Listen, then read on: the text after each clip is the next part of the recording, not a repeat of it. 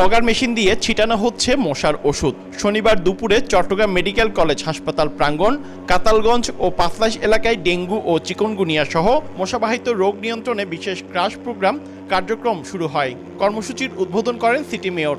বিশেষ এই প্রোগ্রাম চলবে আগামী নভেম্বর পর্যন্ত।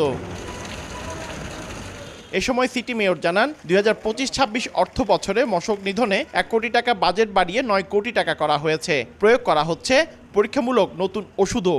গণসচেতনতার অংশ হিসাবে লিফলেট, মাইকিং থেকে শুরু করে এবং এখানে যত পরিমাণ যে বৃষ্টির পানি জমা থাকে এই ধরনের কোনো কন্টেইনার, ডাবের খোসা থেকে শুরু করে প্লাস্টিক, পলিথিন এগুলো যাতে যত্রতত্র না ফেলে এই জন্য আমরা এই প্রোগ্রামগুলো হাতে নিয়েছি।